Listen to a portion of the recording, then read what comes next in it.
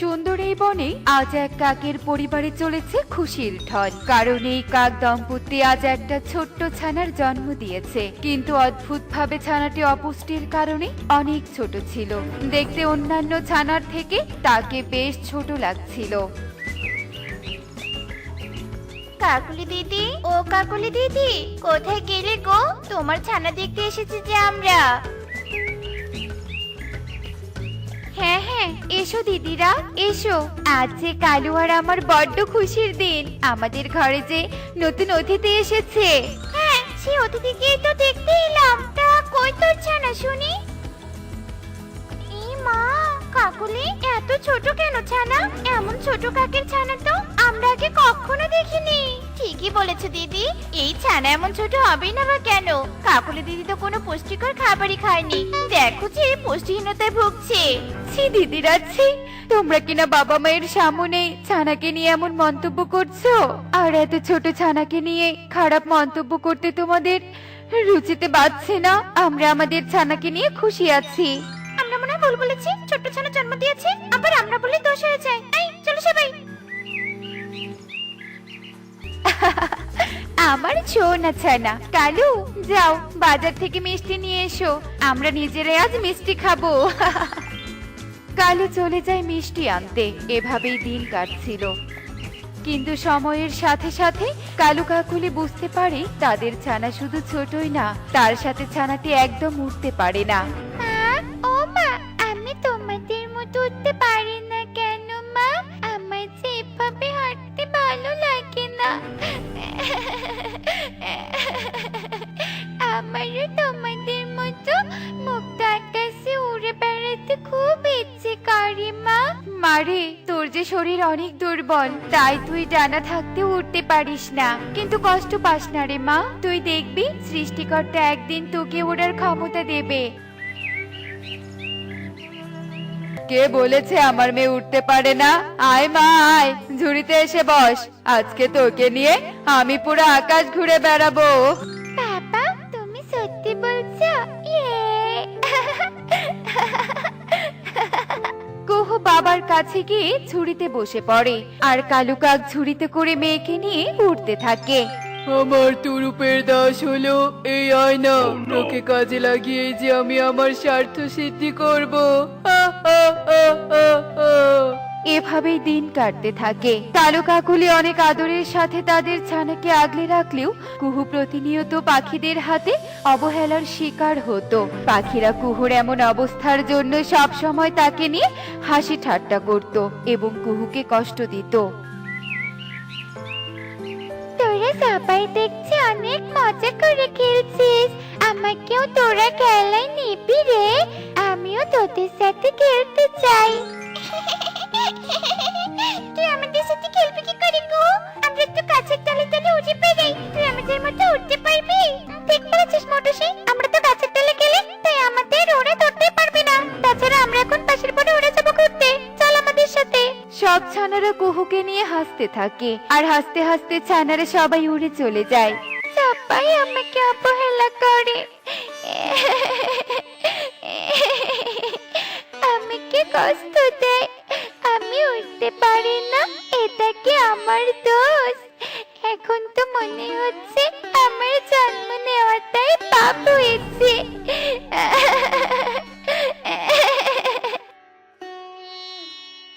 কুহু কাঁদতে কাঁদতে একটা উঁচু ঢিপির সামনে বসে পড়ে, আর আবারও কাঁদতে থাকে। এমন সময় গর্ত থেকে একটা ইঁদুর ছানা বেরিয়ে আসে। একে, তুমি এভাবে কাঁদছো কেন? তোমারও কি আমার মতো কোনো বন্ধু নেই? তোমার সাথে কেউ খেলে না? না ইঁদুর ছানা, না,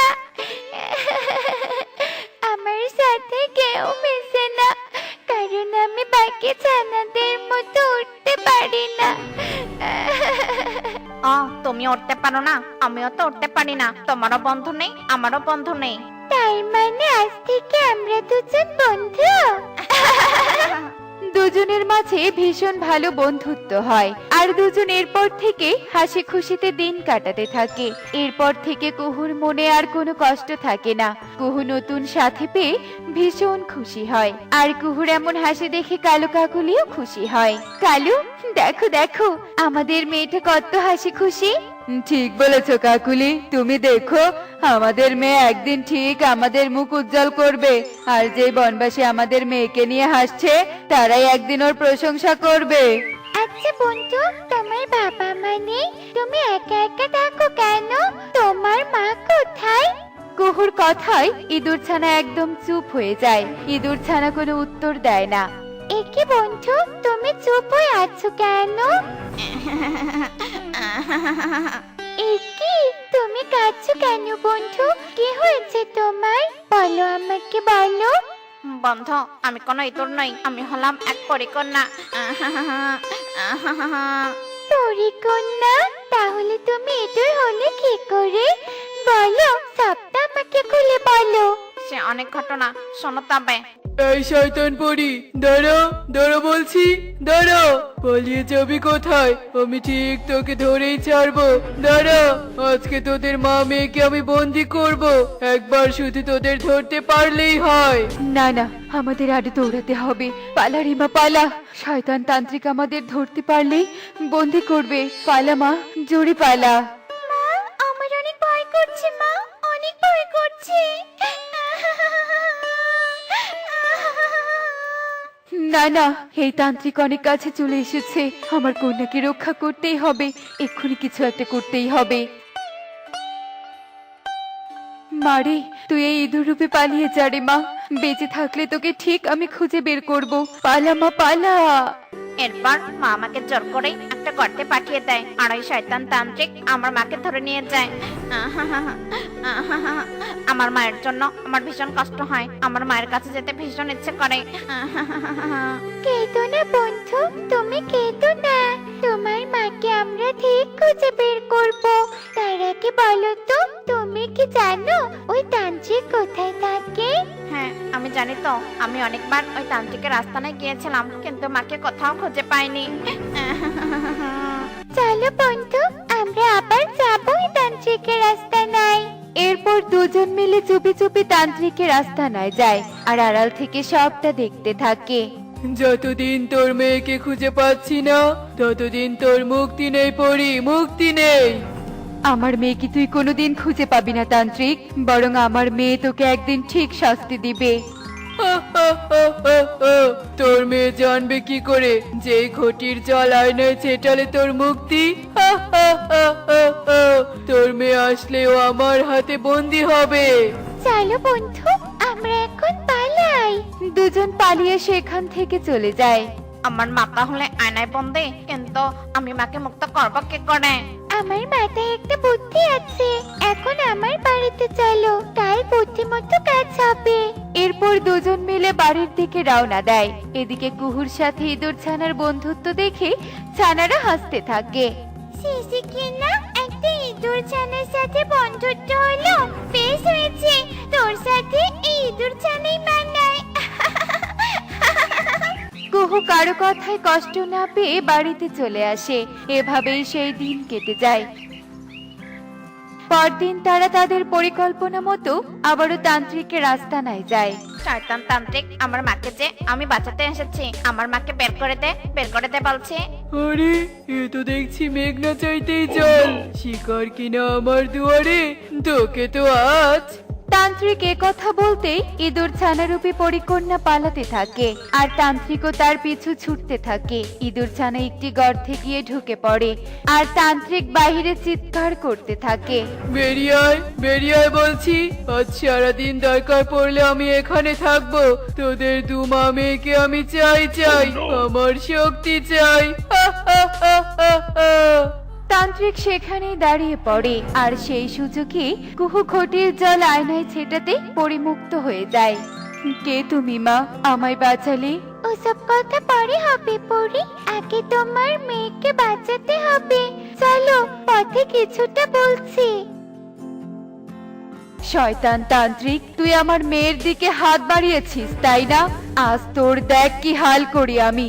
সেদিন আমার শক্তি কম ছিল বলে অন্যায় করার সুযোগ পেয়েছিলি, কিন্তু আজ। এ কি, তুই মুক্ত হলি কি করে? পরে তান্ত্রিককে বন্দি করে।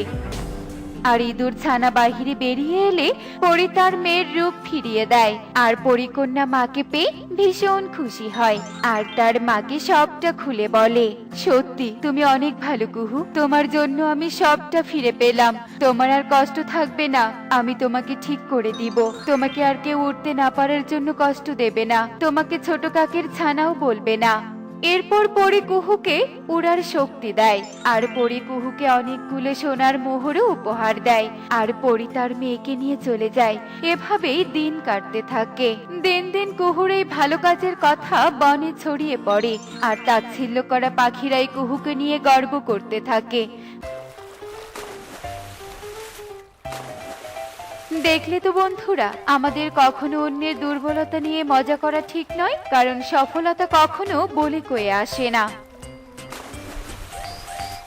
বনের ভেতরে একটি গাছে বাস করত টুনি ও টুনির দুই মেয়ে টুকি ও টুনটুন। তার পরিবার ছিল খুবই হাসি খুশি। এছাড়াও আরেকটি গাছে বাস করত সুখী ও তার পরিবার।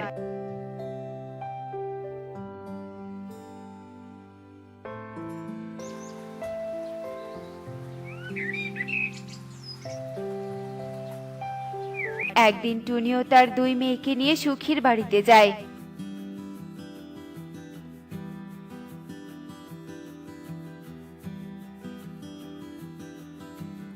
আরে টুনি যে, তা কেমন আছিস? এই তো সুখী, খুব ভালো আছি। হঠাৎ তোরা আমার বাড়িতে কি মনে করে আসলি? সেই যে কবুতর দাদা গাছের নিচে পড়ে মারা গেল, তারপর তো আর সময় পাই না তোমাকে দেখার, তাই আজ তোমার বাড়িতে আসলাম। ও আচ্ছা টুনি, আমার মেয়েটা এখন বড় হয়ে গেছে, দেখিস না? হ্যাঁ গো সুখী দিদি, অনেক বড় হয়েছি। টুনি তোরা বস, এসেছিস যখন খাবার খেয়ে যা। না না সুখী দিদি, আমরা খাবো না। আরে তোরা হলে মেহমান, তোদের না খাইয়ে বাড়ি যেতে দিব না। তোরা বস, আমি খাবার নিয়ে আসছি। এরপর সুখী টুনির জন্য কিছু খাবার নিয়ে আসে।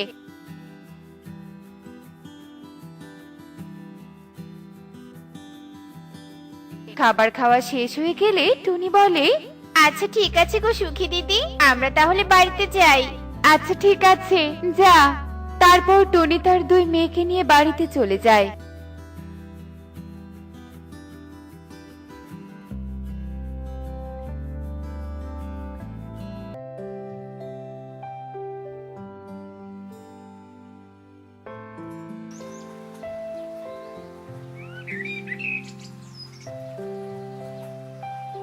পরের দিন সকালে হঠাৎ করেই সুখী তার দুই মেয়েকে নিয়ে টুনির বাড়িতে চলে আসে।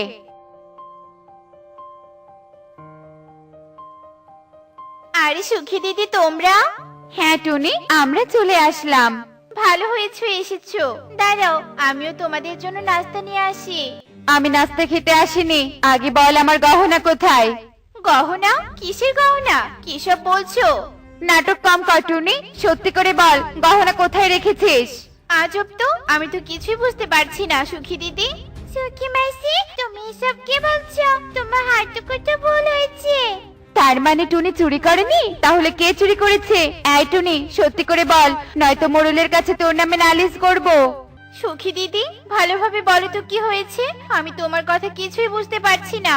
শোন তাহলে, কবুতরের মৃত্যুর আগে একটা গহনা রেখে গিয়েছিল, আমি টেবিলে রেখেছিলাম, আর তখনই তোরা আমার বাড়িতে চলে আসিস। তারপর তোরা চলে গেলে আমার গহনা টেবিলে আর খুঁজে পাইনি। তো এখানে আমার দোষ কোথায়? আমরা সত্যি বলছি, তোমার গহনা আমরা চুরি করিনি। দেখ টুনি, সত্যি করে বলবি নাকি আমি অন্য কোনো ব্যবস্থা নিব? বিশ্বাস করো সুখী দিদি, আমরা চোর নই। তুমি এতদিন ধরে আমাকে দেখছো, আমি কি এসব কাজ করেছি কখনো? আমি তো সব সময় সত্যের সাথে চলাফেরা করেছি। দেখ টুনি, এখন এসব কথা বলে লাভ নেই। আমার ওই গহনার দাম প্রায় 2 লক্ষ টাকা। আমার মাথা নষ্ট হয়ে আছে, আমি এত কিছু বুঝি না। আমার গহনা ফেরত দে। মা, ও মা, তোর আবার কি হলো? টুনি মাসি তাহলে সত্যি বলছে মনে হয়। টুনি মাসি মনে হয় চুরি করেনি। কি বলছিস তুই? টুনি ছাড়া তো আমাদের বাড়িতে আর কেউ যায়নি, তাহলে টুনি আর টুনির মেয়ে ছাড়া গহনা কে চুরি করবে বলতো? মা, আমার মনে পড়েছে, যখন টুনি মাসি আমাদের বাড়ি থেকে চলে গেছে, তারপর তুমিও বাজার করতে বাজারে চলে গেলে, তারপর হঠাৎ কালু আঙ্কেল আমাদের বাড়িতে এসেছিল। কি বলছিস? তারপর? তারপর আমার কালু আঙ্কেল বললো। সুখী, এই সুখী, কই রে তুই? আরে কালু আঙ্কেল, মা তো বাজারে গেছে, মা তো বাড়িতে নেই। ও তাই নাকি? একটু পানি খাওয়াবি রে মা? দাঁড়ান, আমি পানি নিয়ে আসছি। তারপর কালু আঙ্কেলকে আমি পানি এনে দেই, আর কালু আঙ্কেল পানি খেয়ে বাড়িতে চলে যায়।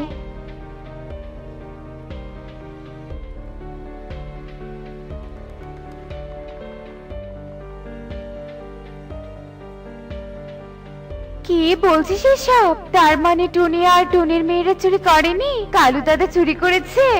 এরপর হঠাৎ টিয়ে চলে আসে টুনির বাড়িতে। কে গো সুখী দিদি? আরে টিয়ে, তুই এখানে কি করতে আসলি? তোমাকে তোমার বাড়িতে খুঁজে আসলাম, কিন্তু কোথাও পেলাম না। ময়ূরী দিদি বলল তুমি নাকি টুনির বাড়িতে, তাই টুনির বাড়িতে এলাম।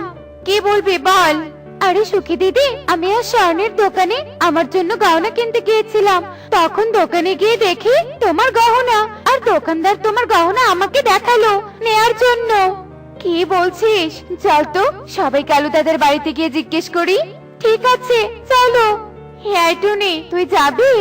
অবশ্যই যাব, চলো। তারপর সবাই মিলে কালুর বাড়িতে রওনা দেয়। হঠাৎ রাস্তায় কালুর সাথে টুনি, সুখী, টিয়ের সবার দেখা হয়ে যায়। আরে কালু দাদা যে। হ্যাঁ রে সুখী, কোথায় যাচ্ছিস তোরা সবাই মিলে? কোথায় আবার, তোমার বাড়িতে যাচ্ছিলাম। মানে আমার বাড়িতে সবাই? তা কি মনে করে যাচ্ছিলি? চোরের বাড়িতে চোরকে ধরতে যাচ্ছিলাম সবাই মিলে। কি কি কি বলছিস এসব আবল তাবল কথা? চোর মানে? কালু দাদা, বেশি চালাকি করবে না। তুমি আমার গহনা চুরি করেছো। তুমি আমার এত বড় ক্ষতি করতে পারলে কালু দাদা? আমি তোর ক্ষতি কি করে করলাম? আমি তো কিছুই বুঝতে পারছি না। আমি বাড়িতে ছিলাম না কাল, আর সেই সুযোগে তুমি আমার বাড়িতে গিয়ে গহনা চুরি করে এনেছো। হায় হায়, কি বলছিস? এত বড় সর্বনাশ হয়ে গেল। কিন্তু আমি চুরি করিনি। আমার প্রায় 20 লক্ষ টাকার গহনা ছিল ওটা। কি কি বলছিস? 20 লক্ষ টাকার গহনা? সত্যি বলছিস? হ্যাঁ সত্যি বলছি। ও আচ্ছা, ঠিক আছে কালু দাদা, আমরা তাহলে চলে যাই।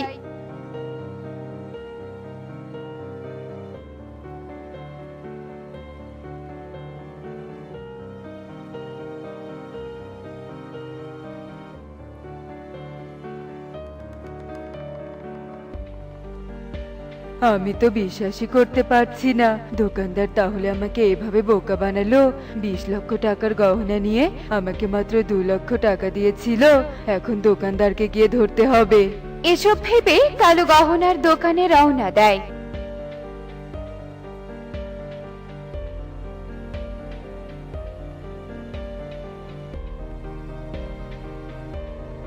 এই শালিকাই, কি হয়েছে কালু দাদা? তোকে আমি 20 লক্ষ টাকার গহনা দিয়েছিলাম, আর তুই আমাকে 20 লক্ষ টাকার গহনা বোকা বানিয়ে 2 লক্ষ টাকাতে দিয়ে দিলি। মানে কি বলছো কি এসব? আমি তো কিছুই বুঝতে পারছি না তোমার কথা। কিন্তু গহনার মালিক তো বলল 20 লক্ষ টাকার দাম ছিল, তাহলে সুখী 20 লক্ষ টাকার কথা বললো কেন? হ্যাঁ, তোমাকে হাতে নাতে প্রমাণ করে ধরার জন্য কালু দাদা। এখানে সবাই আসলে এখন আমি বুঝতে পারছি বেশি লোভ করা ভালো নয়। আমাকে তোমরা সবাই ক্ষমা করে দাও, আমি আর এমন কাজ কখনো করব না। এরপর বনের সবাই মিলে কালুকে বন থেকে বের করে দেয়।